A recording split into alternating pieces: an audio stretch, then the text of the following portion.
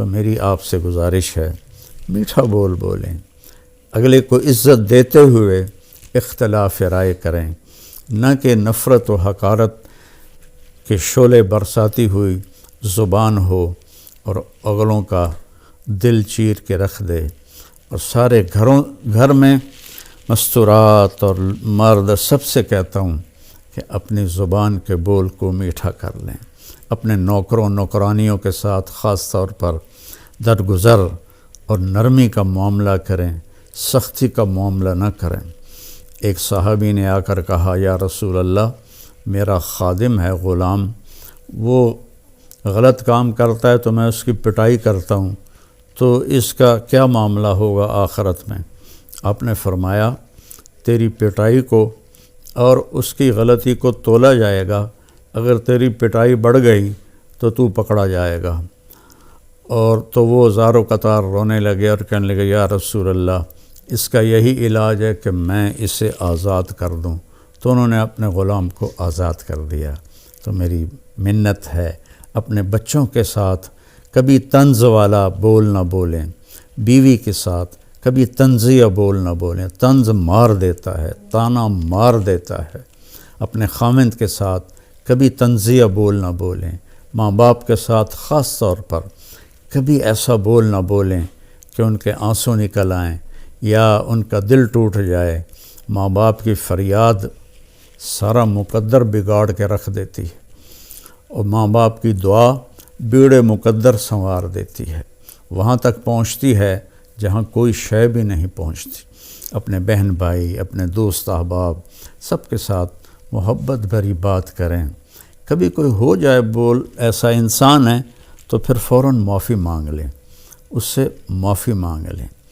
میں قربان جاؤں، جنگ خندق میں جب شکست ہوئی پہلے تو صحابہ بھاگے، تو ایک صحابی کا پاؤں میرے نبی کے پاؤں پر آ گیا، تو وہ جوتا جنگ والا تھا، سخت، تاکہ تلوار اثر نہ کرے، تو آپ کے پاؤں پہ وہ اس کا پاؤں آیا تو آپ کو درد ہوا، تو آپ کے ہاتھ میں چھوٹی سی چھڑی تھی، آپ نے اس کو ایسے ماری اور کہا اوجعتنی، تو انہیں مجھے تکلیف پہنچائی۔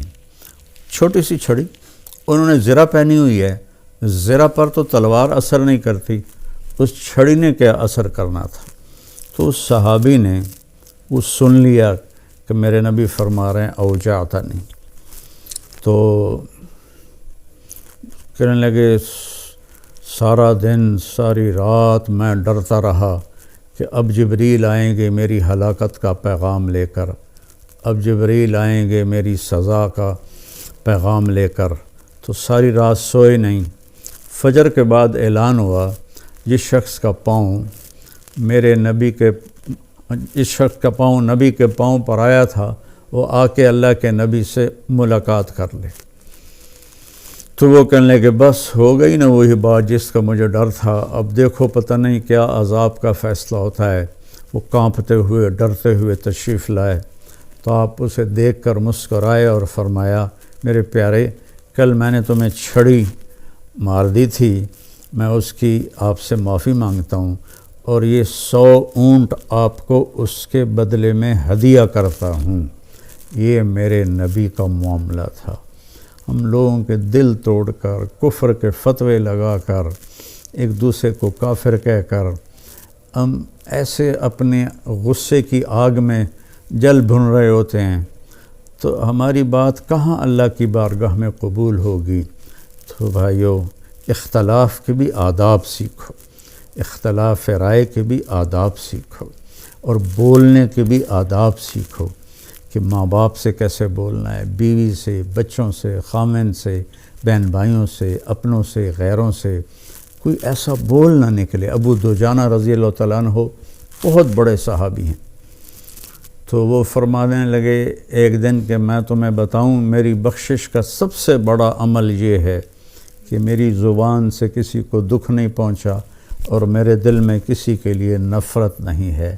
تو یہی 2 باتیں سارا معاشرہ اپنا لے، اور خاص طور پر جو ممبروں پر، یوٹیوب پر لوگوں کو دین سنا رہے ہیں، وہ خاص طور پر اس کو اپنائیں، ایک اچھی مثال پیش کریں۔ ایک اچھی مثال پیش کریں. گالم گلوچ اور بد زبانی میرے اللہ کی بارگاہ میں ہرگز قبول نہیں ہے.